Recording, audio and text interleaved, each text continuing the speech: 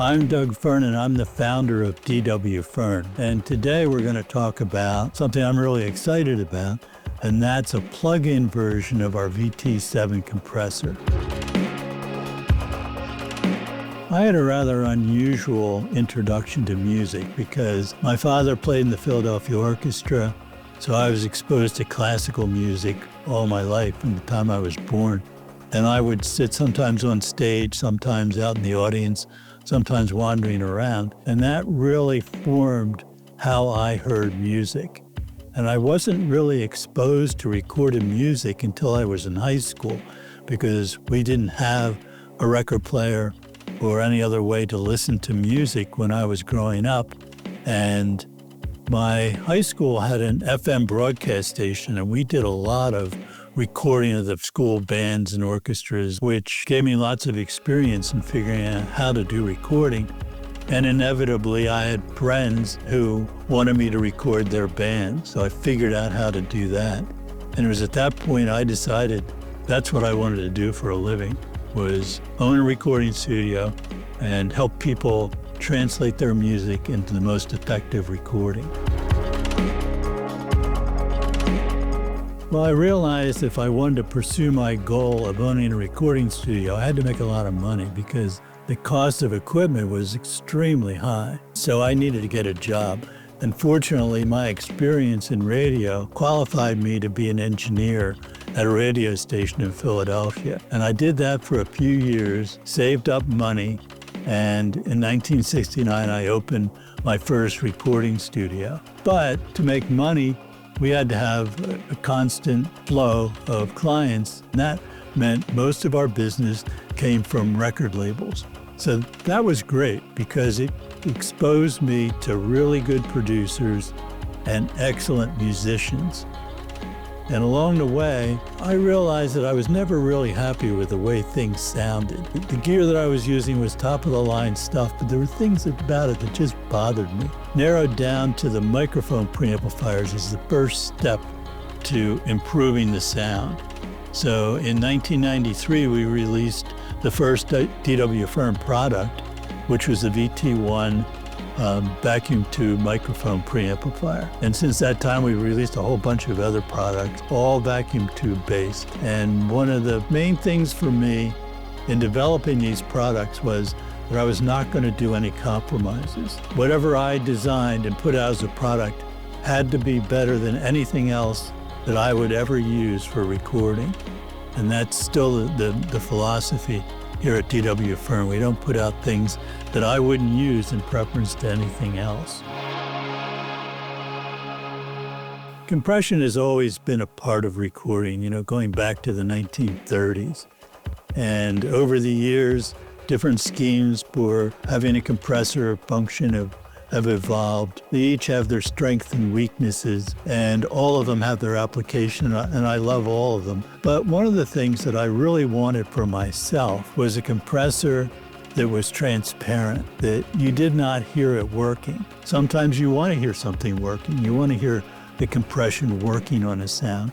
Other times you just want it to control the levels in a way that glues a mix together or provides a more even level on, say, a vocal, and but doesn't get in the way. It has no real character of its own. After experimenting for years with various schemes for that, I settled on using a pulse width modulator as the control element, which is an unusual approach to compression, but it has the advantage that as the amount of compression increases, the sound does not change. It just becomes less of a dynamic range. The distortion remains the same, even with a lot of compression. Sometimes you don't want that. You want that compression to be obvious and the distortion and the fatness of the signal to go up. But other times you want just that clean control of the levels. And so that was what the VT-7 was designed to do. And since its introduction, it's become a standard in so many studios for tracking, for mixing, and for mastering. So it's really gratifying to me that so many records these days have a VT-7 or two somewhere in the audio pad. It's very expensive. That's just the nature of the way I design things. It's expensive to build. We want to keep the price as low as possible, but it's impossible to go too much below, what we need to stay in business. So the plug-in version of it was a logical way to make that sound available to people that couldn't afford the hardware. And so we're delighted that MixWave has come out with the VT-7, which I'm just amazed at what a wonderful job they did on it. It's a real asset for me and for the users out there. A few years ago, I licensed the manufacturing of the D.W. Fearn products to George and Joff Hazelrig. Joff had been an assembler for me for many years, and it just made sense for them to take over the manufacturing of my products. And also during that time, they wanted to start their own line of products. So a year or so ago, the Hazelrigs told me they were in discussion with plug-in manufacturers to make a plug-in version of some of the products. They were very excited about MixWave and decided to go with them. Before they gave final approval for release of those products, they would always have me listen to the new plug-in and let them know if I was happy with it, which I was. I thought MixWave did a great job. So when we were looking for somebody to do a plug-in version of the VT-7, and probably for any new products beyond that, MixWave is a logical choice for us. MixWave did a plug-in version of the Hazelrig Industries VNE, which uses the same pulse width modulator circuit that I designed for the VT-7. The question is, why and how is it different from the VT-7 plug-in? And the difference mainly is that the VNE is a single channel. VT-7 is a dual channel, which can be linked for stereo. The VT-7 has some additional controls on it that the VNE does not have. It's found a home for many people as a mix bus compressor or a mastering compressor, although I use it all the time for tracking as well.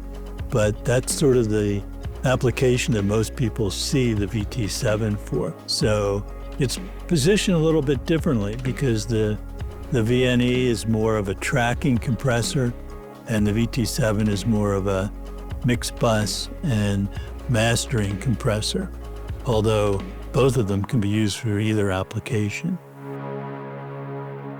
So the MixWave plugin for the VT-7 is available now. I couldn't be happier with the job that they did on it, and I hope that you'll find it as useful as I found it to be.